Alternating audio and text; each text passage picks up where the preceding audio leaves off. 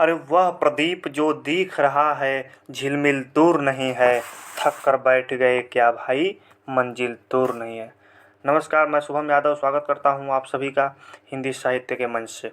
दोस्तों, आपका एग्ज़ाम नज़दीक है और आपका सिटी भी अलॉटमेंट हो गया है। आपने अपनी तैयारी ज़ोरों शोर से कर रहे होंगे।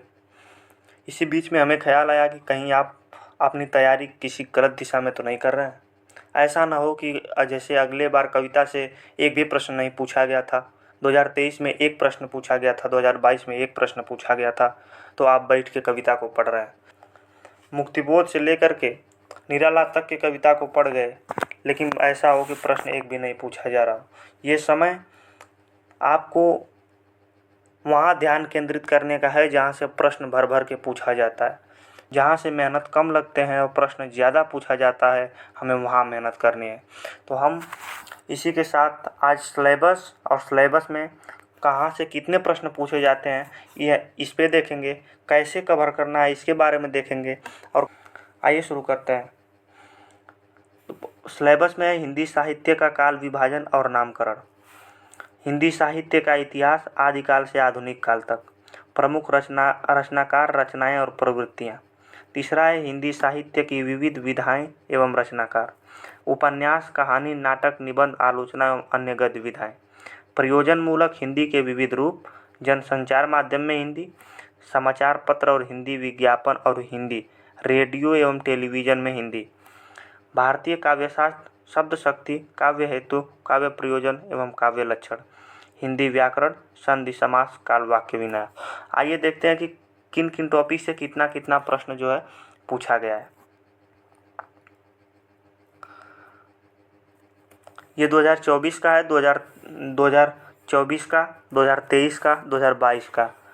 किस टॉपिक से कितना कितना प्रश्न पूछा गया है ये एक जगह हम इंक्लूड किए हैं। और आप यहाँ पर ध्यान लगाइएगा कि किस टॉपिक से कितना प्रश्न पूछा जा रहा है, हमारा कौन सा टॉपिक कमज़ोर है और हमें किस टॉपिक पर ध्यान केंद्रित करना चाहिए। समय बहुत नज़दीक है, बीच में होली भी है, आपका एग्ज़ाम भी है 16 को।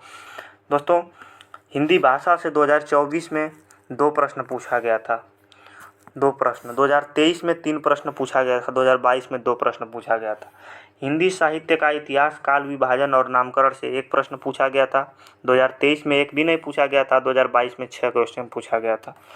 आदिकाल से देखते हैं तो आदिकाल से प्रश्न पूछा गया था 24 में 12, 2023 में 3 प्रश्न पूछा गया था, 2022 में भी 3 प्रश्न पूछा गया था।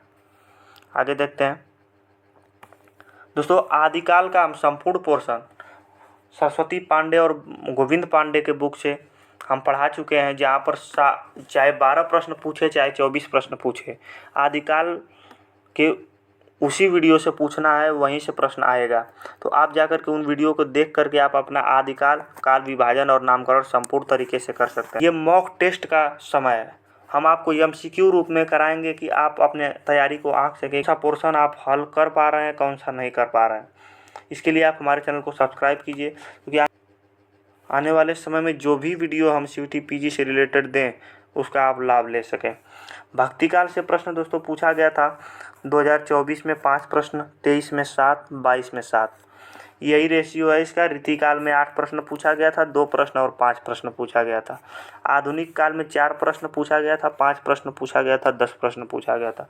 कविता से दोस्तों 0 प्रश्न पूछा गया था, 1 प्रश्न पूछा गया था और 1 प्रश्न पूछा गया था। उपन्यास से प्रश्न पूछा गया था 4, 10 और 8। नाटक से 1 प्रश्न पूछा गया था, 4 प्रश्न पूछा गया था और 4 प्रश्न पूछा गया था। अन्य गद्य विधाएं से 6 प्रश्न पूछा गया था, 12 प्रश्न पूछा गया था, 9 प्रश्न पूछा गया था। काव्यशास्त्र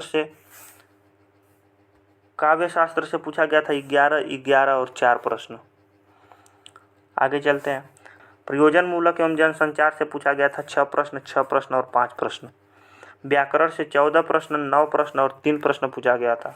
आपको करना क्या है, आप अपने कमज़ोर टॉपिक को देखें। जैसे काव्यशास्त्र के पोर्शन को हम नहीं छोड़ सकते हैं, 2-3 दिन में इसे कवर कर सकते हैं।